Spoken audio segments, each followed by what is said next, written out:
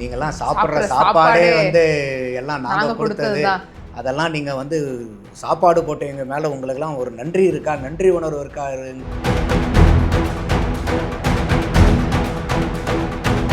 அப்போ இன்றைக்கி அரசாங்க பள்ளியில் வந்து இன்றைக்கி எந்த விதமான ஒரு அரசாங்க அதிகாரிகளினுடைய குழந்தைகளோ, அரசாங்கத்தை ஆளுகின்ற அரசியல்வாதிகளினுடைய குழந்தைகளோ, பெரிய பியூரோக்ரசியினுடைய குழந்தைகளோ இல்லை.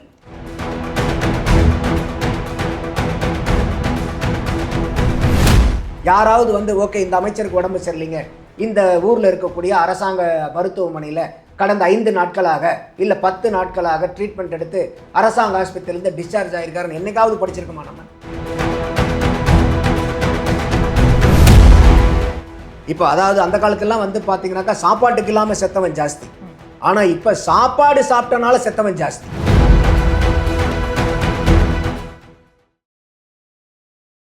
பை தி பீப்பிள் நேயர்களுக்கு வணக்கம். நான் பவித்ரா ஜேவியர். இன்றைய நேர்காணலில் நம்மோடு இணைந்திருக்கிறார் அரசியல் விமர்சகர் நந்தகுமார் சார் அவர்கள். வாங்க அவர்கிட்ட பேசலாம். வணக்கம் சார். வணக்கம் பவித்ரா சார். ஒரு வழியாக எலெக்ஷன் முடிஞ்சாச்சு. தேர்தல் நமக்கு ரிசல்ட் தெரிய போது இன்னும் ஒரு 5-6 நாட்கள்லங்கிற ஒரு இடத்துல நிற்கிறோம். இப்போ யார் ஜெயிப்பாங்க அப்படிங்கிற ஒரு வியூகங்கள்லாம் நம்ம ஏற்கனவே நிறைய பார்த்துட்டோம். அந்த மாதிரி இருக்கிற நிலையில் இப்போவுமே ஒரு சில செய்திகள்லாம் வருது, இவங்களுக்கு தான் வாய்ப்பு அதிகமாக இருக்குது. ஏன்னா ஓட்டு போட்டக்கப்புறம் ஒரு சில பேச்சுகள் இருக்குல்ல, யாருக்கு அதிகமாக போட்டிருப்பாங்க, கேட்குற பக்கம் எல்லாரும் இவங்க தான் போட்டாங்கன்னு சொல்கிறது ஒரு பக்கம், இல்லை எப்படினாலும் அவங்க தான் வருவாங்க அப்படின்னு ஆளாளுக்கு ஒன்று சொல்கிறாங்க.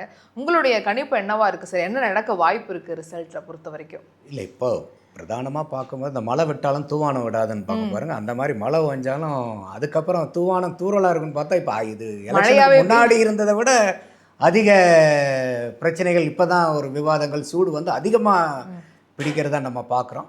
ஸோ பெரிய அளவுக்கு வந்து தாவேகா சைடில் இருந்து நிறையா வாக்குகள் விழுந்திருக்கு. அதனால் வந்து நாங்கள் தான் ஆட்சி அமைக்க போகிறோன்னு ஒரு சைடில், திமுக சைடில் வந்து பார்த்திங்கனாக்கா அவங்க வந்து வாக்காளர்களே வசப்பாடுற அளவுக்குலாம் நாங்களாம் தான் உங்களுக்கு ஐடியில் வந்து எல்லாத்தையுமே பண்ணி கொடுத்தோம், கம்ப்யூட்டர்னாவே என்னங்கிறது நாங்கள் தான், திராவிடம் வந்ததுக்கப்புறம் தான் உங்களுக்கெல்லாம் வந்துச்சு, நீங்கள்லாம் சாப்பிட்ற சாப்பாடே வந்து எல்லாம் நாங்கள் கொடுத்தது, அதெல்லாம் நீங்கள் வந்து சாப்பாடு போட்டு எங்கள் மேலே உங்களுக்கெல்லாம் ஒரு நன்றி இருக்கா, நன்றி உணர்வு இருக்காங்கிற அளவுக்கு அவங்க ஒரு பக்கம். ஆனா இது வந்து ஒரு ரிசல்ட்டுக்கு அப்புறம் பேசினா பரவாயில்ல சார், இந்த நேரத்துல ஏன் இப்படி பேசுறாங்க? இது தேவையில்லாததுதான். இப்ப நமக்குமே வந்து யாரு வருவாங்கங்கிற ஒரு கணிப்பு, எனக்கு ஒரு கணிப்பு இருக்கும், உங்களுக்கு ஒரு கணிப்பு இருக்கும், இன்னொருத்தருக்கு ஒரு கணிப்பு இருக்கும். அந்த கணிப்பை விவாதிக்கலாமே ஒழிய அதுக்குள்ளாரே வந்து ஜெயிச்சிட்ட மாதிரி ஒரு பெரிய வெற்றி கழிப்பும், தோத்துட்ட மாதிரி ஒரு விரக்தியான மனநிலையும் இதெல்லாம் தேவையில்லை. நீங்க வந்து ஒரு இன்னைக்கு வந்து ஒரு கிரிக்கெட் விளையாட்டு நடக்குதுனாவே அதுல யாரோ ஒருத்தர் தானே ஜெயிக்க முடியும்.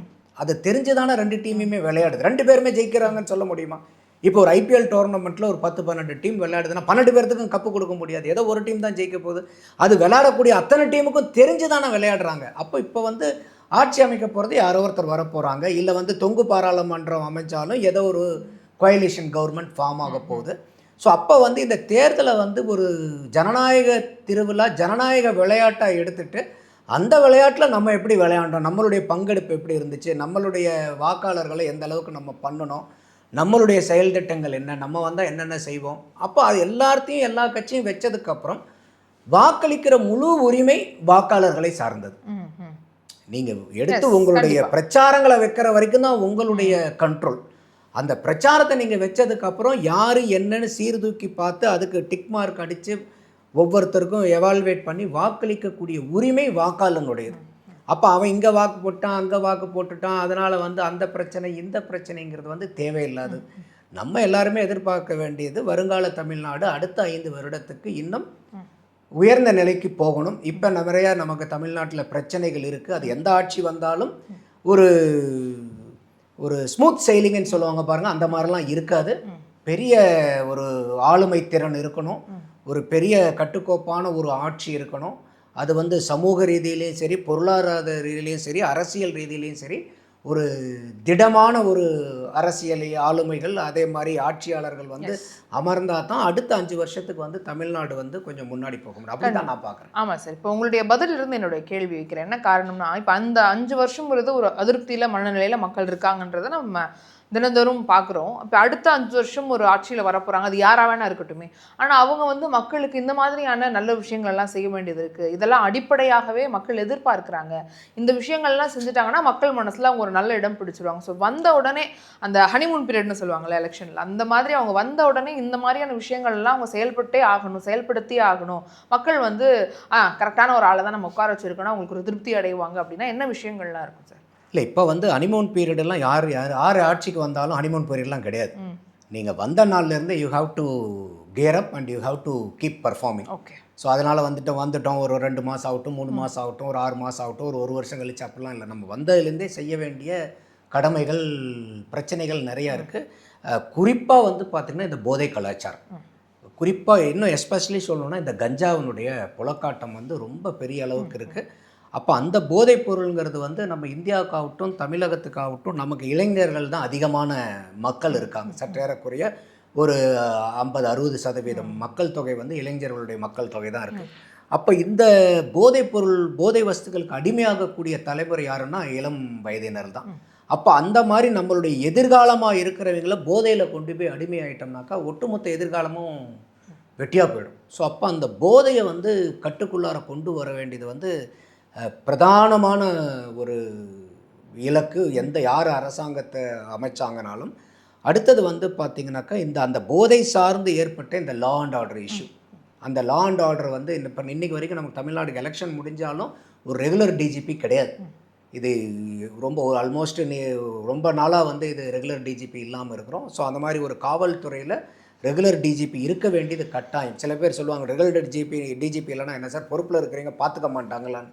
ஸோ அந்த மாதிரி வந்து எப்பயுமே வந்து ஒரு பொறுப்புன்னு இருக்கும்போது வந்து பார்த்திங்கன்னா அவங்களுக்கே அந்த பொறுப்பாக இருக்கிறவங்களுக்கு கூட தெரியும் இது வந்து நிரந்தர பதவி இல்லை. அப்போ என்னன்னா அவங்க வந்து ஒரு நிரந்தரமாக இருக்கிறதுக்கும் ஒரு தற்காலிகமாக ஒரு வேலையை செய்கிறதுக்கும், நீங்களே ஒரு வேலையை வந்து நிரந்தரமாக செய்கிறதுக்கும் தற்காலிகமாக செய்கிறதுக்கும் வித்தியாசம் இருக்குமா இல்லையா? அப்படி இருக்கும்போது ஒரு காவல்துறையின் ஹெட் ஆஃப் த போலீஸுக்கு இருக்கும்போது அது முக்கியமாக அது ரொம்ப பிரச்சனை. அது கட்டாயமாக அது ரெகுலர் டிஜிபி இருக்கணும். ஒன்று அவருடைய ஈடுபாடு, ரெண்டாவது வந்து பார்த்திங்கனாக்கா அவருக்கு கீழே, ஏன்னா அந்த யூனிஃபார்ம் சர்வீஸஸில் வந்து பார்த்திங்கனாக்கா அவங்களுக்கு ரேங்க் அண்ட் ஃபைல் ரொம்ப முக்கியம், அந்த டிசிப்ளின் முக்கியம், ஒபேயிங் த ஆர்டர் முக்கியம். அங்கே போய் இப்போ நமக்கு பாருங்களேன், இப்போ மிலிட்ரி ஆகட்டும் போலீஸ் ஆகட்டும், அவங்க தான் வந்து மிலிட்ரி வந்து டெமோக்ரஸியை நேஷ்னல் லெவலில் காப்பாற்றுது. மாநிலங்களில் யூனிஃபார்ம் சர்வீசஸ் தான் வந்து டெமோக்ரஸியை காப்பாற்றுது. ஆனால் அந்த யூனிஃபார்ம் சர்வீசஸ்குள்ளார டெமோக்ரஸி இருக்குமா?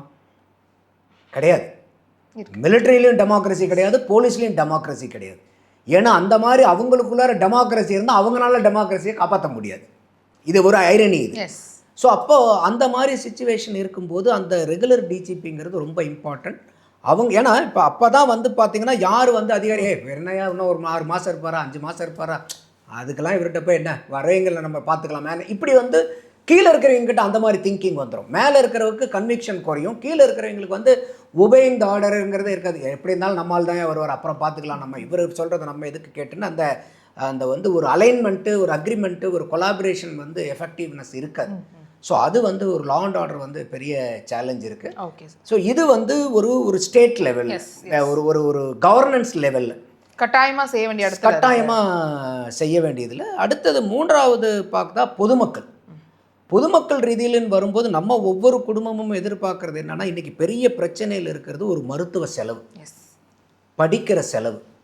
இந்த 2 செலவும் பிரதானமான செலவு. இன்றைக்கி எந்த குடும்பம் எடுத்தாலும், அது பெரிய கோடீஸ்வர குடும்பமாக இருந்தாலும் விரலுக்கு தகுந்த வீக்கங்கிற மாதிரி அவங்களுக்கு இந்த நாட்டுக்கு அனுப்பணும், அந்த நாட்டுக்கு அனுப்பணும், அதுக்கு ஒரு செலவு. சாதாரண குடும்பமாக இருந்தால் கூட இல்லை என் பையன் வந்து ஒரு தனியார் ஸ்கூலில் போய் படித்தா பரவாயில்லையேன்னு ஒரு சாமானியன் கூட, இன்றைக்கி தனியார் பள்ளியில் படிக்கக்கூடிய அத்தனை பேருமே வசதி வாய்ந்தவர்கள் கிடையாது. வட்டிக்கு யாருனால வாங்க முடியலையோ அவங்களுடைய மாணவர்கள் தான் அரசாங்க பள்ளியில் இருக்கிற அளவுக்கு ஆயிடுச்சு. அப்போ இன்றைக்கி அரசாங்க பள்ளியில் வந்து இன்றைக்கி எந்த விதமான ஒரு அரசாங்க அதிகாரிகளினுடைய குழந்தைகளோ, அரசாங்கத்தை ஆளுகின்ற அரசியல்வாதிகளினுடைய குழந்தைகளோ, பெரிய பியூரோக்ரசியினுடைய குழந்தைகளோ இல்லை. நம்ம அப்பப்போ செய்திகளாக பார்த்துருக்குறோம், இந்த அதிகாரி அவருடைய பெண்ணை வந்து குழந்தைய வந்து அரசாங்க பள்ளியில் போட்டார் அப்படின்னு. எங்கேயோ ரொம்ப ஸ்பொராடிக்காக எப்பயாவது ஒன்று இந்த மகாமகம், கும்பகோணம் மகாமகம் வர்ற மாதிரி 12 வருஷத்துக்கு ஒரு தடவை இந்த மாதிரி நியூஸ் தான் கேள்விப்பட்டிருக்கோம். அப்போ என்னென்னா இப்போ நான் தான் காமெடியாக சொல்கிறது உண்டு. இப்போ நான் ஒரு ஹோட்டல் கடை வச்சுருக்கிறேன்னா என் ஹோட்டலில் நான் சாப்பிட மாட்டேன், நான் பக்கத்து ஹோட்டலில் போய் தான் சாப்பிடுவேன். அப்போ அந்த அரசாங்க பள்ளியில் வாத்தியார்களுக்கு கூட அவங்களுடைய குழந்தைகளை அவங்க வேலை பார்க்கக்கூடிய பள்ளிக்கூடத்தில் சேர்த்துறது இல்லை.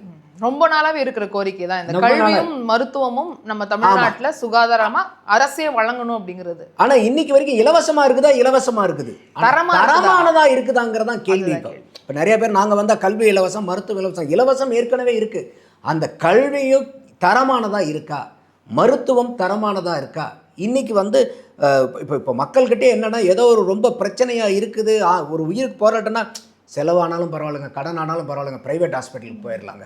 அப்போ எந்த அளவுக்கு நீங்கள் வந்து ஒரு அரசாங்க கட்டமைப்பை எந்த அளவுக்கு மக்கள் மத்தியில் ஒரு அவநம்பிக்கையை ஏற்படுத்தி வச்சுருக்கீங்க. அப்போ என்ன ஆகுதுன்னா, இந்த பொதுமக்கள் வந்து அவங்களுடைய வாழ்க்கையில் ரொம்ப கஷ்டப்பட்டு உழைச்சி, அதிகமான நேரத்தை உழைச்சி சம்பாரித்து இந்த கல்விக்கும் மருத்துவத்துக்கும் அவங்க சம்பாரித்து அவங்க வச்சுக்க முடியறதில்லை. அவங்க சம்பாரித்து அடுத்தவனுக்கு கொடுக்க வேண்டியதாக. ஆஸ்பத்திரி வச்சிருக்கக்கூடிய ஓனருக்கும் கல்வி நிலையங்களை வச்சிருக்கக்கூடிய ஓனருக்கும் சம்பாரிச்சு இவங்க கையில் கொடுத்துக்கிட்டு இருக்கோம். நல்லா யோசிச்சு பாருங்க. இன்னைக்கு நம்மெல்லாம் வந்து சின்ன குழந்தையா படிக்கும்போது பெரிய செலவு இல்லை. பட் இன்னைக்கு வந்து ஒரு குடும்பத்தில் 2 பேர் இருந்தாங்கன்னா இன்னைக்கு அந்த 2 குழந்தைகளை வந்து அவங்க எல்கேஜியில் சேர்த்து 12வது முடிச்சு கல்லூரி முடிக்கிற வரைக்கும் அந்த படிப்புக்கு உண்டான செலவை சேர்த்து வச்சா அவங்களுக்கு வந்து தொழில் வச்சு கொடுத்துடலாம். நீங்கள் அந்த அளவுக்கு ஆகுது, அவ்வளோ செலவாகுது. அதே மாதிரி மருத்துவம்னு ஒன்று திடீர்னு உடம்பு சரியில்லைன்னு ஒரு ஹாஸ்பிட்டலுக்கு போனீங்கன்னா லட்சக்கணக்கில், இப்போல்லாம் 1000லாம் யாரும் பேசுறது இல்லை, பல லட்சங்கள். அப்போ அந்த மாதிரி எதிர்பாராத செலவில் பல குடும்பங்கள் வந்து அவங்க திட்டமிட்டு சேமிச்சிருந்தா கூட இந்த மாதிரி எதிர்பாராத மருத்துவ செலவுன்னு வரும்போது அவங்களுடைய பொருளாதாரமே நிர்மூலமாகி போய் என்ன பண்ணுறதுன்னு தெரியாமல் திகைச்சிட்டு இருக்காங்க. அப்போ இந்த சாமானியனை இந்த 2ல் இருந்தும் பாதுகாக்க வேண்டியது வரப்போகிற எந்த அரசாங்கமாக இருந்தாலும் அவங்க வந்து இதில் தலையாய பார்வையை கொண்டு வரணும். இது நம்ம என்னதான் வளர்ச்சி அது இதெல்லாம் ஒரு பக்கம் இருந்தாலும் இந்த மருத்துவமும் தரமான மருத்துவமும் தரமான கல்வியும் இன்னைக்கு இருக்கானா? இல்லை. அது எல்லாத்துக்கும் தெரியும். இன்னைக்கு நீங்கள் உங்கள் சொந்த பந்தத்தில் போயிட்டு இப்போ பள்ளிக்கூடத்தில் எல்லா வீட்லையும் குழந்தைங்க இருப்பாங்கல்ல, நீங்கள் போய் சும்மா ஒரு சர்வே, இப்போ எலெக்ஷனுக்கு எத்தனை சர்வே எடுக்கிறோம், நீங்கள் இந்த மாதிரி போய் ஒரு சர்வே எடுங்களேன். அவங்களுக்கு தெரிஞ்ச ஒரு சொந்த பந்தம் அக்கம் பக்கம் ஒரு தெருவில் இருக்குது, எங்ககிட்ட போய் ஒரு 20 வீட்டில் நீங்கள் எடுங்க, எத்தனை பேர் குழந்தைகள் வந்து தனியார் பள்ளிக்கூடத்தில் படிக்கிறாங்க, அரசாங்க பள்ளிக்கூடத்தில் படிக்கிறாங்க, அது பதில் சொல்லிடும். அதனால தான் வந்து பார்த்தீங்கன்னா தனியார் பள்ளிக்கூடங்கள் அதிகமாகிக்கிட்டு இருக்கு. மாணவர்கள் சேர்க்கை வருஷம் தனியார் பள்ளிக்கூடங்கள்ல அதிகரிச்சுக்கிட்டு இருக்கு. அரசாங்க பள்ளிக்கூடங்கள் எண்ணிக்கையும் குறையுது, அனுமதியும் குறைஞ்சிக்கிட்டே வருது. அப்போ இதெல்லாம் வந்து ஒரு துர்பாக்கியமான சூழ்நிலை. அதே மாதிரி நீங்கள் அரசாங்க ஆஸ்பத்திரிக்கு போங்க. அப்போ இன்னைக்கு வந்து பார்த்தீங்கன்னாக்கா ஒரு ப்ரைவேட் ஆஸ்பத்திரி மேலே இருக்கக்கூடிய நம்பிக்கை அரசாங்க ஆஸ்பத்திரி மேலேயோ அதில் இருக்கக்கூடியவங்க மேலேயோ வரமாட்டேங்குது. அவங்க நல்லவங்களாக கூட இருக்கலாம், திறமையானவர்களாக கூட இருக்கலாம். ஆனால் என்னன்னா, எந்த ஒரு அரசியல்வாதிகளாவது அவங்களுக்கு உடம்பு சரியில்லைங்கும் போது யாராவது தனியார் ஆஸ்பத்திரிக்கு போய் படுத்திருக்காங்களா, இல்லை வந்து அரசாங்க ஆஸ்பத்திரிக்கு போய் படுத்திருக்காங்களா? யாராவது வந்து ஓகே இந்த அமைச்சருக்கு உடம்பு சரியில்லைங்க, இந்த ஊரில் இருக்கக்கூடிய அரசாங்க மருத்துவமனையில் கடந்த 5 நாட்களாக இல்லை 10 நாட்களாக ட்ரீட்மெண்ட் எடுத்து அரசாங்க ஆஸ்பத்திரியிலேருந்து டிஸ்சார்ஜ் ஆகிருக்காருன்னு என்னைக்காவது படிச்சிருக்கோமா நம்ம? இல்லை.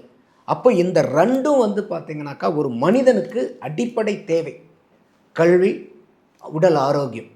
அப்போ இதை வந்து பேணி காக்க வேண்டியது வந்து அரசாங்கத்தினுடைய முழு முதற் கடமையாக பார்க்குறேன். கவர்னன்ஸ் சைட்லேருந்துன்னு பார்க்கும்போது லா அண்ட் ஆர்டர், அதே மாதிரி இந்த போதை கலாச்சாரத்தை இது வந்து நம்ம தமிழ்நாடு இந்த மாதிரி இல்லை. இப்போ வந்து அது ரொம்ப இதாக இருக்குது. இதை வந்து நீங்கள் முளையிலேயே கிள்ளி எரியலைன்னா இதை நீங்கள் உங்களால் கண்ட்ரோலே பண்ண முடியாது. கண்டிப்பாக. ஏன்னா நீங்கள் டாஸ்மாக்கு அடிமையாகிட்டே வந்து பார்த்தீங்கன்னா, இல்லை டாஸ்மாக்கை மூடுனா எல்லாம் பிரச்சனை ஆயிருன்னு சொல்லிட்டு டாஸ்மாக்கை அதிகப்படுத்திட்டு போகிறீங்க. கஞ்சாக்கு சிந்தட்டிக் ட்ரக்குக்கெலாம் அடிமையாகிட்டு அவனை என்ன பண்ண முடியும் நீங்கள்? அப்போ இது வந்து ரொம்ப ஒரு அபாயகரமான சூழ்நிலை. இன்னும் நம்ம நம்பிக்கை இழந்து போகிற அளவுக்கு இல்லை. நம்ம வரக்கூடிய அரசாங்கங்கள், அது எந்த அரசாங்கமாக இருந்தாலும் கட்டுப்படுத்த முடியும். ஆனால் அதுக்கு அவங்களுக்கு அந்த பொலிட்டிக்கல் வில் இருக்கணும். அந்த பொலிட்டிக்கல் வில்லோட பண்ணினாங்கன்னா இது அரசாங்கத்தினுடைய கவர்னன்ஸ் சார்பாகவும் இது வந்து பொதுமக்கள் சோஷியல் சார்பாகவும் இந்த ஒரு 4 விஷயங்களை வந்து ஃபோக்கஸ் பண்ணாவே மக்களினுடைய வாழ்க்கை வந்து பிரதானமாக இருக்கும். இன்னொன்று வந்து பார்த்திங்கன்னா ரொம்ப குறிப்பாக சொல்ல வேண்டியது வந்து பார்த்திங்கன்னா வேலைவாய்ப்பு. இந்த வேலைவாய்ப்பில் இப்போ என்ன ஒரு சிக்கல் வந்து நம்மளை எதிர்நோக்கி இருக்குன்னாக்கா, இன்றைக்கி எல்லாம் வந்து கம்ப்யூட்டர் எரான்னு சொல்லிட்டு டெக்னாலஜி டெவலப் ஆகுது. நம்ம இன்றைக்கி வந்து விவசாயத்தை பின்தள்ளியாச்சு, மேனுஃபேக்சரிங்கை பின்தள்ளியாச்சு, எல்லாத்தையுமே எல்லா வீட்லேயும் வந்து பார்த்திங்கன்னா அது கிராமம் முதல் கொண்டு என் வீட்டில் ஒரு கம்ப்யூட்டர் இன்ஜினியர் வந்துட்டாருன்னு சொல்லி அது பெருமையாக ஆயிடுச்சு. இன்றைக்கி வந்து ஆர்டிஃபிஷியல் இன்டெலிஜென்ஸ் யாராக வந்துருச்சு. அப்போ இந்த ஆர்டிஃபிஷியல் இன்டெலிஜென்ஸ் வரும்போது இன்னைக்கு அந்த ஹியூமன் இன்டெலிஜென்ஸ் பேஸ்டு ஜாப் பூரா இன்னைக்கு it is going to be redundant. அந்த வேலையை பூரா இன்னைக்கு ஆர்டிஃபிஷியல் இன்டெலிஜென்ஸ் பண்ண போகுது. இப்போ ஆல்ரெடி நிறைய பேர் வேலை இழந்து வந்து இன்னைக்கு வந்து பார்த்தீங்கன்னா உங்களுக்கு ஆர்டிஃபிஷியல் இன்டெலிஜென்ஸில் இருக்கக்கூடிய டூல்ஸை உங்களால் யூஸ் பண்ண தெரிஞ்சுன்னா உங்களை சுற்றி ஒரு 10 ப்ரோக்ராமரை விட அதிகமான ஆளை நீங்கள் வச்சுருக்கீங்கன்னு அர்த்தம். அப்போ இன்னைக்கு இந்த மாதிரி இருக்கக்கூடிய ஏன்னா இது வரைக்கும் நம்ம இந்த கடந்த ஒரு 15 20 வருஷம் 25 வருஷம் நம்ம பெட்டிங் பண்ணினது, அது இந்தியாவாகட்டும் தமிழகமாகட்டும், நம்ம இது வரைக்கும் பெட்டிங் பண்ணது வந்து பார்த்தீங்கன்னா கம்ப்யூட்டர் இண்டஸ்ட்ரியில் நாங்கள் வளர்ந்துக்கிட்டு இருக்கிறோம் அப்படிங்கிறது. ஆனால் இன்றைக்கி அதில் பெரிய அடி விழப்போகுது. இன்றைக்கி ஆர்டிஃபிஷியல் இன்டெலிஜென்ஸ் வந்து எந்த அளவுக்கு வளர்ந்துக்கிட்டு இருக்கு, அதனுடைய இம்பேக்ட் என்னங்கிறது இன்னும் பெரிய அளவுக்கு யாருக்கும் தெரியல. அப்போ இதில் இன்றைக்கி ஐடி இண்டஸ்ட்ரியிலேயே வந்து பெரிய அளவுக்கு வந்து வேலைவாய்ப்பு போகுது. அப்போ அந்த அதிலிருந்து வேலைவாய்ப்பு குறையும் போது அந்த மக்களை எப்படி வந்து நீங்கள் அதே ஆர்டிஃபிஷியல் இன்டெலிஜென்ஸ் ஒரு டூல், அந்த டூலை யூஸ் பண்ணி எப்படியெல்லாம் ஒவ்வொருத்தரும் அவங்களுடைய மறு வேலைவாய்ப்பு அவங்களுடைய ஆண்டர்பிரினியர்ஷிப் அதெல்லாம் எப்படி அவங்க பெருக்கிக்கலாங்கிற இந்த தொலைநோக்கு பார்வை அரசாங்கங்களுக்கு வேணும்.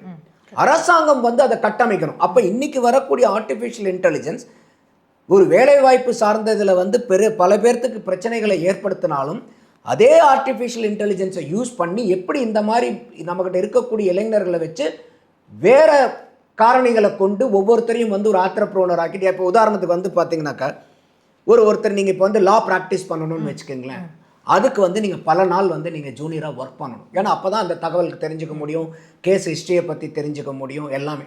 இன்றைக்கி வந்து நீங்கள் ஒரு ஆர்டிஃபிஷியல் இன்டெலிஜென்ஸுங்கிறனால ஒரு 10 வருஷம் அசிஸ்டண்ட்டாக இருக்கிறவரை விட நீங்கள் வந்து ஒரு 4 நாள் நீங்கள் சின்சியராக உட்காந்து ஒரு அட்வொகேசியினுடைய அந்த நாலேஜோடு நீங்கள் ப்ரௌஸ் பண்ணி அந்த ஆர்டிஃபிஷியல் இன்டெலிஜென்ஸ் டூலெல்லாம் நீங்கள் யூஸ் பண்ணிங்கன்னா 10 வருஷம் அசிஸ்டண்ட்டாக இருந்து கிடைக்கக்கூடிய நுணுக்கங்கள் அதனுடைய தரவுகளை பூரா நீங்கள் ஃபிங்கர் டிப்பில் உடனே எடுக்கலாம்.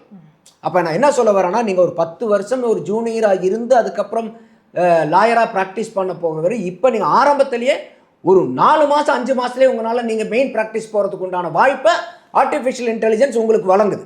அதை பயன்படுத்தி அதை எப்படியெல்லாம் பயன்படுத்த முடியும், அது துறை சார்ந்து, அது கல்வித்துறையில் எப்படி இருக்கணும், அதே மாதிரி மருத்துவத்துறையில் எப்படி இருக்கணும், கன்ஸ்ட்ரக்ஷனில் இந்த மாதிரி ஒவ்வொன்றுக்கும் இன்றைக்கி வந்து அது அந்த துறையை பயன்படுத்தி அதை நம்ம எப்படி வந்து ஒரு ஃபர்ஸ்ட் மூவர் அட்வான்டேஜ் மாதிரி வேறு எந்த மாநிலத்திலையும் செய்யாததை தமிழ்நாடு வந்து அதை கொஞ்சம் முன்னேற்பாடாக எடுத்து அதில் வந்து எக்ஸ்பர்ட்ஸ் எல்லாம் கொண்டு வந்து ஒரு கமிட்டி மாதிரி ஃபார்ம் பண்ணி இதை எப்படி வந்து நம்மளுடைய இந்த ஏன்னா நீங்கள் வர டெக்னாலஜியை நீங்கள் அவாய்ட் பண்ண முடியாது.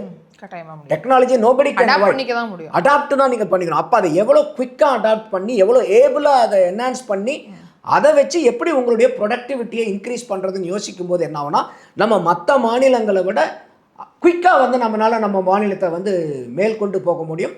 அப்போ வந்து இந்த வேலைவாய்ப்பு இல்லைங்கிற பிரச்சனை வராது. ஏன்னா இன்றைக்கி வேலைவாய்ப்பு ஒவ்வொருத்தனுக்கும் ஒரு வேலை வெட்டின்னு இருந்துச்சுன்னா அவன் போய் இந்த மாதிரி போதைப் பொருளை தொலைட்டி போயிட்டு இருக்க மாட்டான்.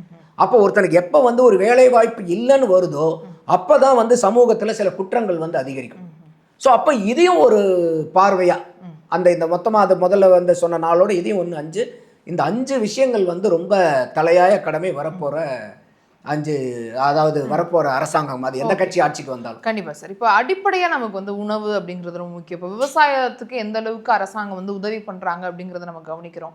அவங்க என்னதான் மானியம் அப்படின்னு தெரிவித்தாலும் மின் வந்து அவங்களுக்கு குறைவாக கொடுத்தாலுமே வந்து அதை வந்து தொடர்ந்து நம்ம வீழ்ச்சியை சந்திக்கிறோம் அப்படிங்கிறது தான் நம்ம பார்க்குறோம். அதை வந்து டெவலப் பண்ணுறதுக்கு என்ன பண்ணலாம்? இப்போ வர்றவங்க வந்து விவசாயம் நம்ம ஏற்றுமதி கொடுக்குற அளவுக்கு இங்கே ஒரு உற்பத்தி பண்ணணும் அப்படின்னாலோ, இப்போ எங்கள் இறக்குமதி வந்து குறைக்கணுங்கிற மாதிரி நம்ம இங்கேருந்து டெவலப் ஆகணுங்கிறத முன்னாடி இருந்த அளவுக்கு இப்போ இல்லை, அது திரும்ப வளர்க்கணும்னா என்ன பண்ணணும்னு நினைக்கிறீங்க? கரெக்ட், இது நல்ல கேள்வி. என்ன காரணம்னு கேட்டிங்கன்னா, உங்களுக்கு என்னதான் ஆர்டிஃபிஷியல் இன்டெலிஜென்ஸ் வந்து மற்ற இடத்துல பூரா டிஸ்டர்ப் பண்ணாலும் விவசாயத்தில் வந்து நம்ம விளைவிக்கக்கூடிய தக்காளி, அரிசி, கோதுமை, வெண்டைக்காய், சுண்டைக்காய் இதைத்தான் சாப்பிட்டோம். இதை வந்து ஆர்டிஃபிஷியல் இன்டெலிஜென்ஸில் நீங்கள் கொண்டு வர முடியாது.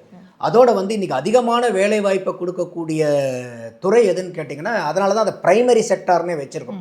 Agricultural sector is a primary sector. அப்போ அந்த அக்ரிகல்ச்சரல் செக்டாரில் வந்து இன்னும் நம்ம அதிகப்படுத்துறதுக்கு பிரதானமான வாய்ப்புகள் இருக்குது. இப்பயும் வந்து பார்த்திங்கன்னா விவசாயிகளுடைய பிரச்சனையே என்னென்னா, எங்களுக்கு முட்டூலி ஜாஸ்தி. அதாவது வந்து நாங்கள் போடக்கூடிய முதலீடு விற்கக்கூடிய விலையை விட ஜாஸ்தியாக இருக்குங்க. அப்போ நாங்கள் ஒரு கணக்கு சொல்லுவாங்க பாருங்கள், உழுதவங்க கணக்கு பார்த்தா உலக்க கூட மிஞ்சாதுன்பாங்க. அந்த மாதிரி வந்து இன்றைக்கி வந்து அதிகமாக வந்து இடுபொருள்களுடைய விலையும் அதே மாதிரி வந்து அத்தனை உற்பத்தி பொருளை விற்கிற விலையை விட உற்பத்தியை அதிகரிக்கிறதுக்கு பண்ணக்கூடிய செலவு, உற்பத்தி பண்ணக்கூடிய செலவு அதிகமாக இருக்குது.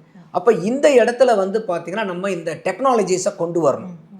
அந்த இடத்துல அந்த டெக்னாலஜிஸை கொண்டு வரும்போது ப்ரொடக்டிவிட்டி என்ஹான்ஸ் பண்ணணும். இன்றைக்கி ஒரு ஏக்கரால் உதாரணத்துக்கு ஒரு 20 மூட்டைனாக்கா அந்த ஏக்கரால் இருந்து எப்படி 30 மூட்டை 40 மூட்டை ஆர்கானிக்காகவே எடுக்கணும். நம்ம அதுக்காக கொண்டாந்து இன்ஆர்கானிக் ஃபெர்டிலைசர்ஸ் அது இதையும் போட்டு உணவுப் பொருளை நச்சு பொருளாக்கிடக்கூடாது. ஏன்னா அதுதான் வந்து நமக்கு ஏற்கனவே ஒரு தடவை அந்த க்ரீன் ரெவல்யூஷனில் வந்த பிரச்சனை அதுதான்.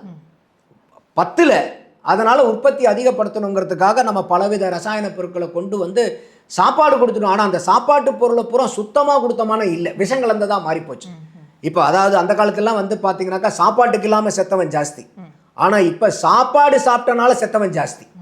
அந்த அளவுக்கு வந்து பார்த்தீங்கன்னா இன்றைக்கி உணவே வந்து நஞ்சா மாறிக்கிட்டு இருக்கு. இன்னைக்கு கூட ஒரு செய்தி சார், பிரியாணி சாப்பிட்ட ஒரு ஃபேமிலி பிரியாணி சாப்பிட்டதுக்கப்புறம் வாட்டர் மெலன் சாப்பிட்ருக்காங்க, அதில் ஏதோ ரசாயன பொருள் இருந்தால் அவங்க உயிரிழந்திருக்காங்க 4 பேர். ஸோ அப்போ இதெல்லாம் பாருங்கள். அப்போ அதனால தான் சொன்னேன், இன்றைக்கி வந்து சாப்பிடாமல் செத்து போன காலம் போய் இன்றைக்கி சாப்பாட்டினாலே சாவு வருங்கிற அளவுக்கு இன்றைக்கி உணவு வந்து நஞ்சாயிடுச்சு. மக்கள்கிட்டையும் ஒரு விழிப்புணர்வு வரணும். நம்ம இந்த அண்ணா நகர்லாம் வரும்போது மிட் நைட் பிரியாணின்னு சொல்லிட்டு நல்லா யோசிச்சு பாருங்கள். 12 மணிக்கு 1 மணிக்கு போய் நீங்கள் பிரியாணியை சாப்பிட்டுட்டு இருந்தீங்கன்னா உடம்பு என்னத்துக்கு ஆகும்? அறிவியல் பூர்வமாகவே என்ன சொல்கிறாங்க, நீங்கள் சன்செட்டுக்கு அப்புறம் சாப்பிடாதீங்கன்னு சொல்கிறாங்க. ஆனால் நம்ம அர்த்தராத்திரியில் போயிட்டு நின்றுட்டு அது வந்து அது ஒரு ஃபேஷனாக போயிடுச்சு. அப்போ இந்த மாதிரிலாம் வந்து நிறைய மக்கள்கிட்டையும் நிறைய குறைபாடுகள் இருக்குது. அப்போ இந்த இந்த இந்த இந்த விவசாயத்தில் வந்து பார்த்திங்கன்னா நம்ம இன்றைக்கி தமிழகம் வந்து 11% பொருளாதாரத்தில் வளர்ந்துருக்கிறோம்னு சொன்னாலும் 6% விவசாயத்துறையில் பின்தங்கி இருக்கிறோம். ஆனால் இந்த விவசாயத்துறையில் தான் ஒரு 65% மேலே வேலைவாய்ப்பு வழங்கக்கூடிய துறை எதுனா விவசாயத்துறை. அப்போ அந்த விவசாயத்துறை வளரலன்னா அதில் இருக்கக்கூடிய பெரும்பான்மையான மக்களுக்கு எங்கிருந்து வேலை கொடுக்க முடியும்? ஸோ அப்போ அந்த விவசாயத்துறையை கவனித்து அதில் இருக்கக்கூடிய விவசாய பொருள்களுக்கு இன்னும் மதிப்பு பண்ணிக்கிட்டு இருக்கோம் நம்ம. ஆனால் போதுமானது அளவுக்காக இருக்குதா? இல்லை. அப்போ இன்னும் வந்து பார்த்தீங்கன்னாக்கா இப்போ ஃபாரின் கண்ட்ரீஸ்லாம் எடுத்திங்கன்னா ஒரு பொருளை எடுத்திங்கன்னா அந்த பொருளிலிருந்து பல வகையான வேல்யூ ஆடட் ப்ராடக்ட்ஸ் வருது. நம்ம வந்து இன்னும் அந்த வேல்யூ ஆடட் ப்ராடக்ட்ஸ்க்கு பெரிய அளவுக்கு வந்து நம்ம சந்தைப்படுத்தலை. மக்கள்கிட்டையும் வந்து பார்த்தீங்கன்னாக்கா அது விழிப்புணர்வு ஏற்படுத்தலை. இப்போ வந்து பார்த்தீங்கன்னா நம்ம வந்து அந்த பனைமரத்துலேருந்து பதனி இறக்குவாங்க பாருங்கள், அந்த பதநீர் கூட வந்து பார்த்தீங்கன்னா நம்ம ரோடு சைடில் வந்து அந்த குண்டாவில் வச்சு அந்த ஓலையில் ஊற்றி குடிச்சு தான் குடிச்சிட்டு இருக்கோம். இப்போ சில கம்பெனிஸ் வந்து அதே டெட்ரா பேக்கெட்டில் பேக் பண்ணி அதை வந்து பார்த்தீங்கன்னாக்கா எந்த விதமான கெட்டு போகாத அளவுக்கு, ஏன்னா பதனி வந்து கொஞ்ச நேரம் ஆச்சுன்னா புளிச்சு போயிடும். ப்ரிசர்வேட்டிவ்ஸ் போட்டு ப்ரிசர்வேட்டிவே இல்லை அவங்க வைக்கிறதுக்கு இல்லை அவங்க என்ன பண்ணுறாங்கன்னா அந்த பனைமரத்தில் இறக்கும் போதே வந்து அவங்க -, டிகிரியில் இறக்குறாங்க. ஓகே, அது அவங்க வந்து பார்த்தீங்கன்னா அந்த ஃபெர்மெண்டேஷனில் அது புளிச்சு போகாத அளவுக்கு அந்த பனைமரத்துலேருந்து வர இடத்துல இருந்து அந்த டெம்பரேச்சர் கண்ட்ரோலில் கொண்டு வந்துடுறாங்க அந்த இடத்துல. அப்போ அந்த மாதிரி இருக்கும்போது இன்றைக்கி எதையோ கருவாமியெல்லாம் வந்து நம்ம பேக்கெட்னு போட்டு ஜூஸ்ன்னு குழந்தைங்கிட்ட கொடுக்குறது, ஒரு பனைமர பால் ஒரு தென்னைமர பால்லாம் இது வரும்போது அதை வந்து ஒரு ஆரோக்கியமான ஒரு உடம்புக்கு இருக்கும்போது அதெல்லாம் இன்றைக்கி வந்து டெட்ரா பேக்கில் வருது. இப்போ உதாரணத்துக்கு இதை சொல்கிறீங்க, இந்த மாதிரி பல விஷயங்கள் இருக்குது, பல ஆரோக்கியமான உணவுகள் எல்லாம் இருக்குது. அப்போ அந்த மாதிரி உணவுப் பொருள்கள் எல்லாம் வந்து என்னென்னலாம் வேல்யூ ஆடட் பண்ண முடியும், வித்தியாசமாக out of the box thinking வேணும். அக்ரிகல்ச்சரை பொறுத்த வரைக்கும் இன்றைக்கி விவசாயிகளுக்கு என்ன இருக்குன்னாக்கா, விவசாயிகளை பொறுத்த வரைக்கும் நான் உற்பத்தி பண்ணுறதோட என் வேலை முடிஞ்சுது, விற்கிறது என் பொறுப்பு இல்லைன்றாங்க. அப்போ விற்க முடியாத பொருளை, நம்மளால் விற்க முடியாத பொருளை நம்ம உற்பத்தி பண்ணணும்னா நம்ம அடுத்தவனை தான் நம்பி இருக்கணும். அப்போ வந்து பார்த்திங்கன்னா இந்த உற்பத்தி பண்ணக்கூடிய பொருள்களை நம்ம பண்ணுற அளவுக்கு ஒரு காமன் பிளாட்ஃபார்ம் கிரியேட் பண்ணலாம். அரசாங்கம் அதை பண்ணிடலாம். ஒரு அக்ரிகல்ச்சரல் பிளாட்ஃபார்ம் மாதிரி கிரியேட் பண்ணி இந்த மாதிரி வேல்யூ ஆடடை பூராமே ஒரு பிளாட்ஃபார்முக்கு கொண்டு வந்து, அந்த மாதிரி பிளாட்ஃபார்ம் இருக்கலாம் எனக்கு தெரியல, பட் இருந்தாலும் அந்த அளவுக்கு பெரிய அளவுக்கு விழிப்புணர்வு இல்லை மக்கள்கிட்டையும் விவசாயிகள்கிட்டையும். அந்த மாதிரிலாம் கொண்டு வந்து ஒவ்வொரு பொருளில் இருந்தும் நம்மளுடைய மண்ணுக்கு விளையக்கூடியது எது நல்லா விளையுமோ அந்த விளைச்சல் சார்ந்த வேல்யூ ஆடட் ப்ராடக்ட்ஸை டெவலப் பண்ணி அதுக்கு டொமஸ்டிக் மார்க்கெட் ஃபஸ்ட். நம்ம எல்லாத்துக்குமே வந்து எக்ஸ்போர்ட்னு மட்டும் நம்பி இருக்கக்கூடாது. அதுக்கு நம்மளுடைய டொமஸ்டிக் மார்க்கெட்டில், ஏன்னா நம்ம மற்ற நாட்டில் இருக்கிறவங்க பூரா நம்மளுடைய மக்கள் தொகையை பார்த்து அவன் இங்கே வரான் ப்ராடக்ட்டை தூக்கிட்டு. நம்ம வந்து இன்னும் எக்ஸ்போர்ட் பண்ணி தான் நம்ம வந்து நம்பி இருக்கணுங்கிற அவசியம் இல்லை. நம்ம வந்து 150 கோடி மக்கள் தொகையை வச்சுருக்கிறோம். இங்கே கமர்ஷியல் இந்த 150 கோடி மக்கள் தொகையை மேட்ச் பண்ணணும்னா நீங்கள் எத்தனை 100 கண்ட்ரிக்கு எக்ஸ்போர்ட் பண்ணணும். அப்போ இந்த மாதிரி ஒரு ஆரோக்கியமான உடல் ஆரோக்கியத்துக்கு உண்டான பொருள்களை பூரா நீங்கள் மார்க்கெட்டிங் பண்ணணும். ஏன்னா இன்றைக்கி கடவுளுக்கே மார்க்கெட்டிங் தேவைப்படுதுங்க. இன்றைக்கி சாமியை கூட பார்த்தீங்கன்னாக்கா ஒரு கோயிலுக்கு போகிறோம், அந்த கோயில் சாமி கொஞ்சம் நல்லா பவர்ஃபுல்லாக இருக்குதாம்மா அப்படின்னா தான் அந்த கோயிலுக்கு போகிறான். அந்த சாமியை விட இந்த சாமிக்கு பவர் கம்மினா இந்த கோயிலுக்கு போக மாட்டேங்கிறான். அப்போ அவன் கோயிலுக்கு போகிறவங்க கூட, இது நான் கோயில்னா சர்ச்சு மசூதி எல்லாமே வச்சுக்க, எல்லா மதத்தையும் சேர்த்து சொல்கிறேன். அப்போ எங்கே போனால் எனக்கு கூடுதலாக கிடைக்குமோ அங்கே தான் போய் அந்த சாமிக்கே அவன் மரியாதை கொடுக்குறான். அப்படி இருக்கும்போது இந்த மாதிரி ஒரு விவசாய பொருள், வேல்யூ ஆடட் பொருள் எல்லாம் வந்து நல்ல பொருள் அதுவாக வித்துரும் நம்ம இருந்தோம்னா விற்காது. ஏன்னா அந்த மாதிரி ஒரு துர்பாகிய சூழ்நிலையில் நம்ம வாழ்ந்துகிட்டு இருக்கோம். நல்ல பொருளை தேடி வருவாங்கங்கிற காலம்லாம் மலையேறி போச்சு. இன்னைக்கு எதுக்கு வந்து விளம்பரம் அதிகப்படுத்த எதை வந்து அதிகமாக வந்து விளம்பரப்படுத்துறாங்களோ அதுதான் நல்ல பொருள்ங்கிற மாதிரி மாறிடுச்சு. அப்போ நல்ல பொருள்களுக்கும் இன்னைக்கு விளம்பரம் தேவைப்படுங்கிற ஒரு சூழ்நிலைக்கு வந்துட்டோம். ஸோ அதையெல்லாம் வந்து பார்த்தீங்கன்னா ஒரு அரசாங்கமே பிளாட்ஃபார்மை எடுத்து, ஏன்னா நம்மகிட்ட என்ன ஒரு சிக்கல்னா பவித்ரா, இன்னைக்கு வெளிநாடுகள் இருப்ப, இப்போ நீங்கள் அமெரிக்காலாம் எடுத்துட்டீங்கன்னா ஒரு ஆன் அண்ட் ஆவரேஜ் பார்த்தீங்கன்னா ஒருத்தர் விவசாயி பார்த்தீங்கன்னா 300-400 ஏக்கரா வச்சிருப்பார். அதே மாதிரி யூரோப்பில் எடுத்துட்டிங்கனாக்கா அதே மாதிரி 250-300 ஏக்கரா வச்சுருக்காங்க. நம்ம ஊரில் பார்த்தீங்கன்னா சிறு குறு விவசாயிகள் தான் ஜாஸ்தி. அப்போ அந்த சிறு குறு விவசாயிகள்னால இவ்வளோ விஷயங்களை செய்ய முடியாது. இப்போ 1 ஏக்கரால ஒரு 2 ஏக்கரால பண்ணையம் பண்ணுறவன், இல்லை அரை ஏக்கரா 1/4 ஏக்கரால பண்ணையம் பண்ணுறவன் எப்படி போய் இதெல்லாம் அவனால் செய்ய முடியும்? மார்க்கெட்டிங்கு, வேல்யூ ஆடட் ப்ராடக்ட்லாம். அப்போ இதை வந்து அரசாங்கம் வந்து இதை வந்து செய்யணும். எல்லா காலகட்டத்திலையும் சொல்கிறாங்க, தேர்தல் நேரத்தில் வாக்குறுதி கொடுக்கும்போதெல்லாம் எல்லாருமே சொல்கிறாங்க. ஆனால் இதை வந்து திறம்பட செஞ்சு அந்த விவசாயிகளுடைய வாழ்வாதாரம் மேம்படுத்துகிற அளவுக்கு ஒரு காரியம் கைகூடி வருதான்னா ஒரு ஏமாற்றமாக தான் இருக்குது. ஸோ அதையெல்லாம் செஞ்சாங்கன்னா அந்த விவசாயத்துறை வளரும். விவசாயத்துறை வளர வளர அதிகமான ஆட்கள் அதில் வேலை வாய்ப்பு கிடைக்கும் அவங்களுக்கு. அப்போ அந்த விவசாயம் சார்ந்த தொழில் அதிகமான வேலை வாய்ப்புகள் ஏற்பட்டு அங்கங்கே இருக்கக்கூடிய மக்கள் அதிலேயே நல்ல காசு பணம் பார்த்தாங்கன்னா அவங்க இந்த நகரத்தை நோக்கி படையெடுக்கணுங்கிற அவசியம் இல்லை. அப்போ இந்த நகரமயமாக்கல்ங்கிறதும் வந்து பார்த்தீங்கன்னா கொஞ்சம் கட்டுப்படுத்தப்படும். மக்கள் தொகை ஒவ்வொரு சிட்டிலையும் குறைக்கப்படும். அப்போ இங்கே வாழக்கூடியவங்களால எங்கே வாழ்ந்தாலும் ஆரோக்கியமும் சுகாதாரமும் கல்வியும் அடிப்படை கட்டமைப்பும் எல்லா இடத்துலையும் நம்ம வாழக்கூடிய இடத்துலையே கிடைச்சதுன்னா ஏன் ஒருத்தன் ஒரு ஊர்லேருந்து இன்னொருக்கு போய் பொழைக்கணும்னு போகணுங்கிற அவசியம் இல்லை. அப்போ இதையெல்லாம் வந்து பார்த்தீங்கன்னாக்கா அரசியல்வாதிகள் தொலைநோக்கு பார்வையோடு எடுத்து செஞ்சாங்கன்னா தமிழகம் வாயளவில் மட்டும் இல்லாமல் உண்மையாலுமே வந்து ஒரு சொர்க்க பூமியாக மாறுங்கிறது என்னுடைய பார்வை. கண்டிப்பாக சார், நிறைய விஷயங்கள் பகிர்ந்துக்கிட்டீங்க. ரொம்ப முக்கியமான ஒரு ஹெல்தி கான்வர்சேஷனாக இது இருந்துச்சு. ரொம்ப நன்றி நிறைய விஷயங்கள் பகிர்ந்ததுக்கு. கண்டிப்பாக இதெல்லாம் இம்ப்ளிமெண்ட் பண்ணுவாங்க அப்படின்னு நம்புகிறோம். எந்த அரசு வந்தாலும் மக்களுக்கு நலம் செய்யணும் அப்படிங்கிறதா நம்மளுடைய ஆசை. இவ்வளோ நேரம் நீங்கள் பகிர்ந்து கொண்ட உங்களுடைய கருத்துக்களுக்காக, உங்களுடைய நேரத்துக்காகவும் ரொம்ப நன்றி சார். நன்றி பவித்ரா.